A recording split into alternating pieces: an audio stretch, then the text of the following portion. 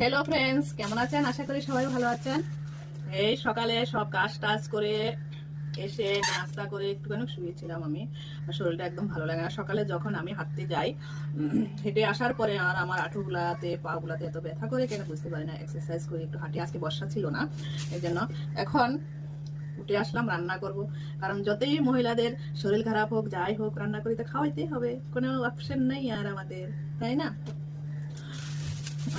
আজকাল আমি বাজারে যাইনি, ঘরে অনেক কিছু আছে, তাও অনেক সবজি টবজি আছে, কালকে আমি এনে রেখেছি, মাছ আছে। তাও মহিলাদের এত কিছু থাকা সত্ত্বেও কি রান্না করব, কি রান্না করব, কি রান্না করব, তবুও যেন কিছু দেখতে পাচ্ছি না চোখে। কিন্তু অনেক কিছু আছে। বেগুন আছে, বেগুনটাকে আমি আজকে, করলা আছে, এখানে আছে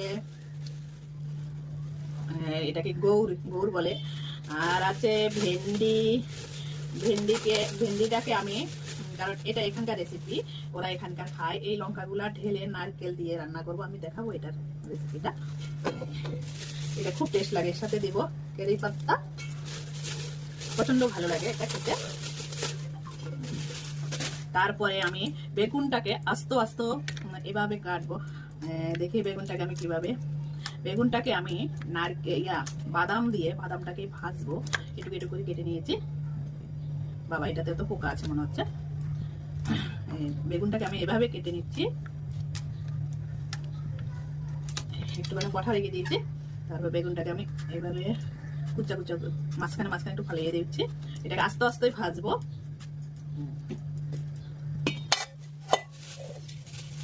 এভাবে আমি সব কটা বেগুন করবো। ইলিশ মাছ রান্না করব। আমার হাজব্যান্ডের ইলিশ মাছটাকে আমি ছোট ছোট করে রান্না করবো আজকে, কিন্তু অনেকটা লেট হয়ে গেছে, 11টা বেজে গেছে। এটাতে পোকা আছে কিনা দেখি। এটাতে পোকা নেই, কারণ এভাবে দিলে বেগুনের ভিতরে মশলাটা ঢুকে। তাহলে চলুন দেখাই আমি কি রান্না করে। এখন আমি মাছটাকে ছোট ছোট করে রান্না করবো। আমার হাজব্যান্ড আজকে কতদিন পর্যন্ত মাছ ছোট ছোট করে রান্না করে, আমি অনেকদিন আগে একবার রান্না করেছিলাম ছোট ছোট করে পিস করে, এভাবে সেইভাবে রান্না করতে বলছিল। এইভাবে দেখুন ছোট ছোট করে নিচ্ছি সব কটা মাছ। বুকের মাছ নিয়েছি, পিঠের মাছ নিয়ে এভাবে কেটে নিচ্ছি সব কয়টা মাছ, সুন্দর পিস। এভাবে পেঁয়াজ দিয়ে রান্না করবো আমি। ও বলে নাকি খুব ভালো লাগছিল ওর কাছে মাছটা এভাবে রান্না করাতে। আজকে আবার সেভাবে আমি রান্না করব। ইলিশ মাছ অনেকভাবে রান্না করা যায়, ইলিশ মাছ বলে কথা। তাহলে আসছি, আবার ফিরে দেখাচ্ছি আমি মাছটা কিভাবে রান্না করেছি, সেটা আবার দেখাবো। এই যে দেখুন, আমি যে বেগুনটা কেটেছি, এই বেগুনটা কিভাবে রান্না করেছি। এই যে হলো বেগুনের বেগুন রেসিপি। দেখুন, একটা বেগুনও ভাঙেনি, সুন্দর। অন্যদিন আমি বেগুনের রেসিপিটা দেখাবো আমি কিভাবে রান্না করেছি। দেখুন কত সুন্দর হয়েছে। আর এখানে করেছি ইলিশ মাছ। ইলিশ মাছের হালকা একটু ঝোল রেখেছি। ইলিশ মাছটা ছোট ছোট করে কেটে, দেখুন কত সুন্দর কালার আসছে। কালার ইলিশ মাছ, টেস্টি টেস্টি ইলিশ মাছ।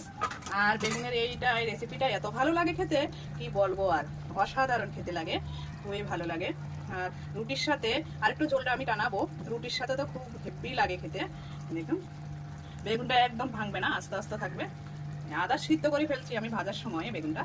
চলুন তাহলে আমার মতো সবাই বানিয়ে খাবেন, আর নয়তো চলে আসুন আমার বাড়িতে খেতে।